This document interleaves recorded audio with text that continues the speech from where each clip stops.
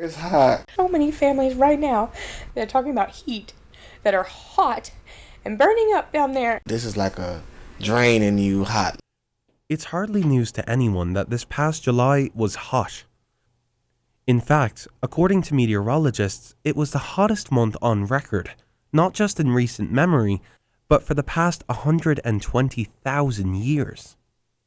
Most people who have to spend time outside are complaining, especially the unsheltered people in Chattanooga. Today, in our second piece in the continuing series on homelessness in Chattanooga, we're talking about sweltering on the street. Life on the street is always a challenge, but perhaps never more than when the mercury hits 100 or higher. Only one man we met, sitting in a lawn chair smoking a cigarette in the middle of a parking lot on 12th and Peoples Street downtown, said he wasn't bothered by the heat. The heat doesn't bother you at all? Not a bit.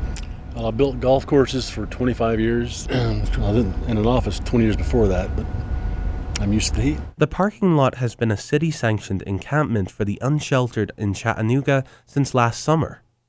This lady, named Janie, like almost everyone else we talked to in the encampment, found the sweltering heat almost unbearable. She's been living in the encampment for the past 6 months. Like the rest of the 100 or so people in the encampment, she's living in a tent, pitched on top of a wooden pallet on the black asphalt parking lot.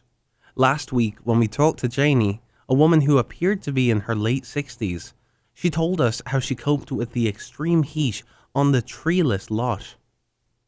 I go out. I'll go to Walmart, I get an icy and get some things and walk around in there and just try to stay in the shade when I'm here. But you do have to get out of the tent for sure during the day because it gets unbearable. We're seeing a lot of people not spending as much time in their tents during the hottest part of the days. Joe Brackett is an outreach worker for the Homeless Healthcare Center on 11th Street. He spends every day with a nurse from Erlanger, reaching out to the unsheltered people across the city and offering aid and assistance. It's, 100 degrees outside of a tent. It's at least 20, if not more, degrees hotter within a tent.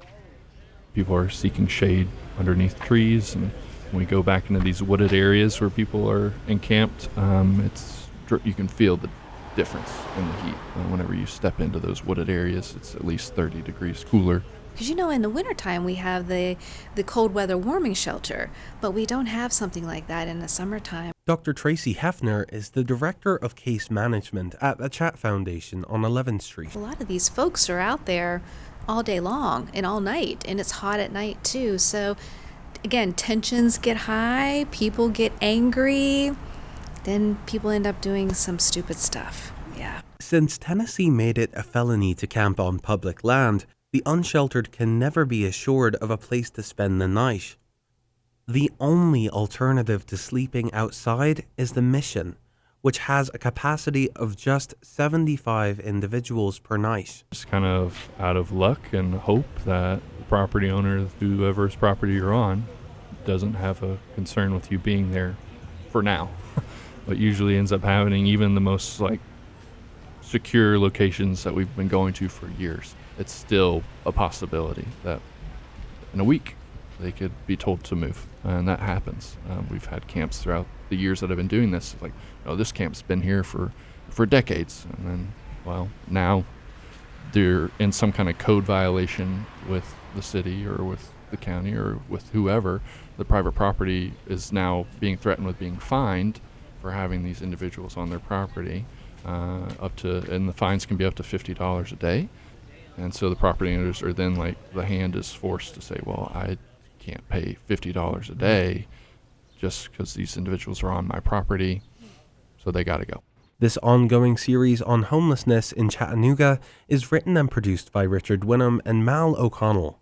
For WUTC, I'm Mal O'Connell.